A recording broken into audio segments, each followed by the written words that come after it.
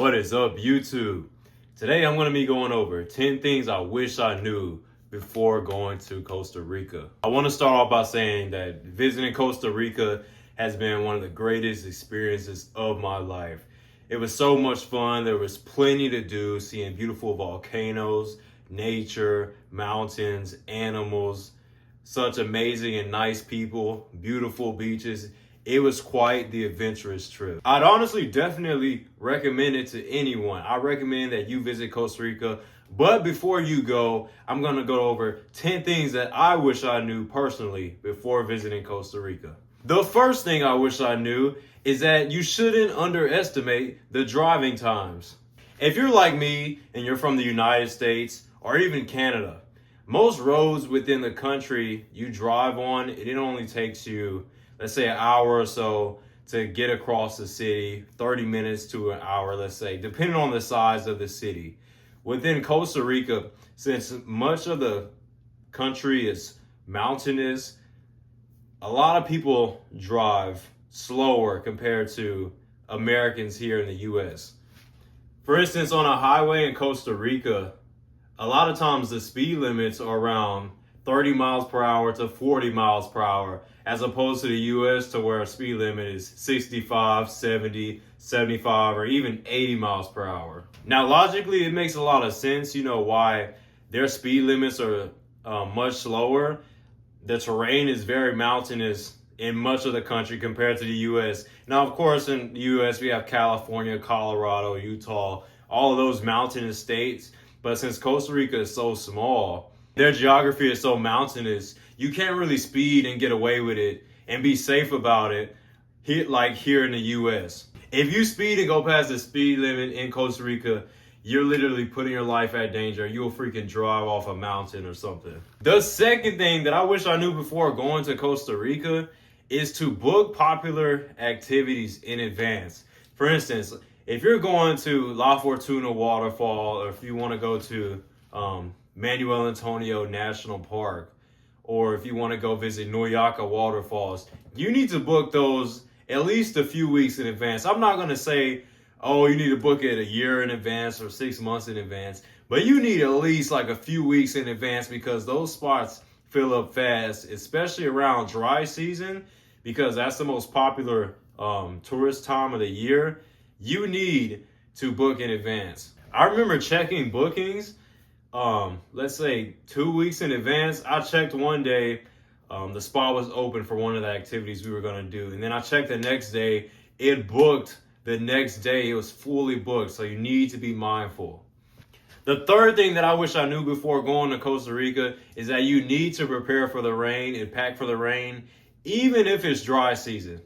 I went during the dry season of Costa Rica, and kid you not, 50% of the time I was there, it was raining. And that wasn't just any type of rain. It was pouring down rainy, like hurricanes in Florida or Texas. It was just showering us half the time I was there. Half the time it was sunny, half the time it was rainy. And that was during dry season. So I couldn't even imagine wet season. But you need to pack a raincoat if you're going to be doing outdoor activities and you don't want, those activities to get ruined by the rain. Pack a raincoat, pack an umbrella, and prepare for the rain.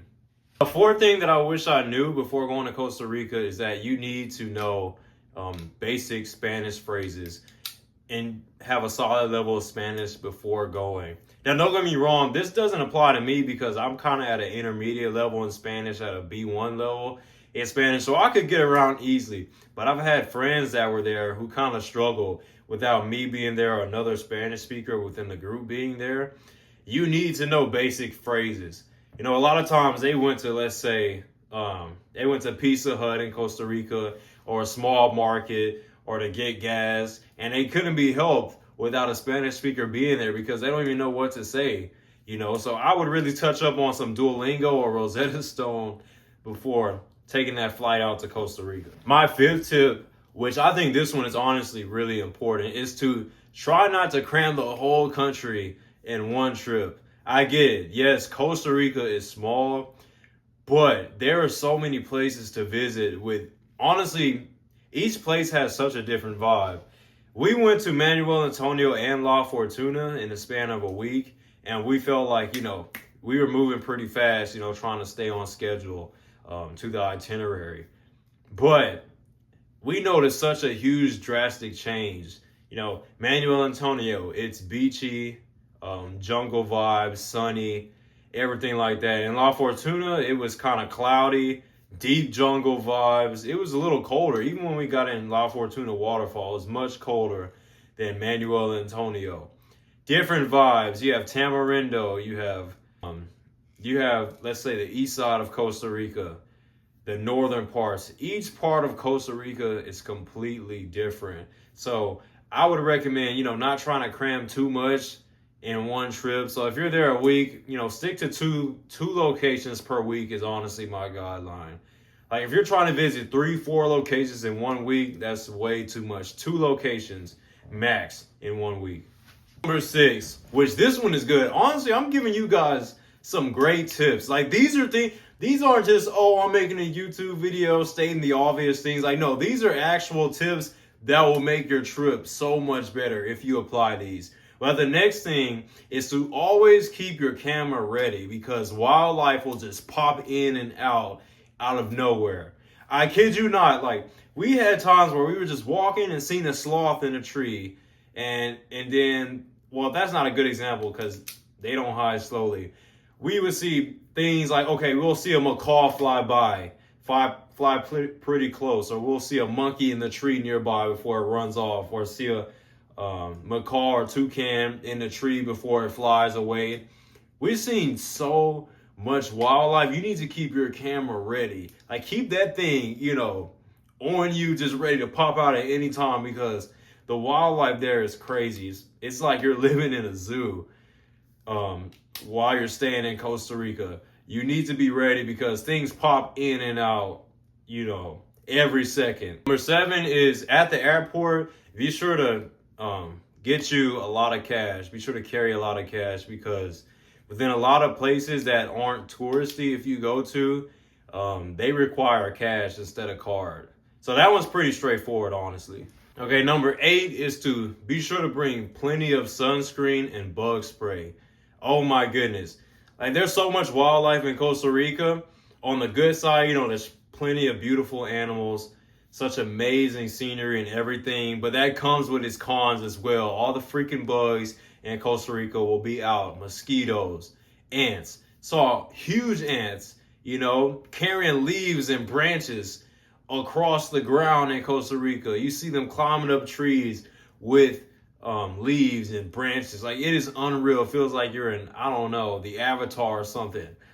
It is wild going there. Bring plenty of sunscreen. It was hot as crap out there, and bring plenty of bug spray when going to Costa Rica. The 9th thing that I wish I knew before going to Costa Rica is that it's more expensive than you think. A lot of people go to Central America, instead of Hawaii or instead of Europe or some countries in Asia because they think it's going to be cheap because it's in Central America. But let me tell you, that is wrong. We saw Airbnbs and hotels going, U.S. prices. And I mean expensive U.S. prices like Miami, New York, L.A., Vegas prices. But Costa Rica is the most expensive country in Central America. So if you're going to go, just be prepared financially. My 10th tip that I think is actually useful, 100%, is to slow down and enjoy the Pura Vida lifestyle. Now, this sounds like a bunch of crap, okay? Like, enjoy the Pura Vida lifestyle. What are you talking about? One thing that I actually wish I did, or wish I knew before going to Costa Rica is that you need to relax when you get there. Oftentimes, travelers, on your way there, you're flying into Costa Rica. You're busy trying to make flights, trying to make hotels on time, Airbnbs, get food, do all these things, like you're in America, work life, stay busy, stay on time, active. That's what I was trying to do when I went out to Costa Rica. But you need to relax and enjoy the Pura Vida lifestyle. People don't speed in Costa Rica. They don't drive crazy. They are just honestly relaxed. I almost crashed with someone in Costa Rica. They didn't honk or anything. They just wave and It was insane. People there are so chill, so friendly, nice. Everyone there is relaxed. I don't know what it is about that country. In America, everything's so fast paced. Focus on getting money, get rich, go to work on time, go to the gym, stay productive. Everyone there is just super chill and relaxed. And I wish I knew that before going in. Once you step foot in that country, they stamp your passport, you need to relax and just enjoy the Pura Vida lifestyle. I promise you, after a few days of me being there, my just whole demeanor changed. I was just super relaxed. And it was insane. All right, guys, those are my 10 things that I wish I knew before going to Costa Rica. I really hope these tips help you. And I mean all these tips from the bottom of my heart. If you apply these tips, you will make the most out of your experience and the most out of your trip. I enjoyed it. It was such a fun trip. But if I did these things, all of these things, I would have had even much of a better time. So if you enjoyed this video, drop a like, subscribe.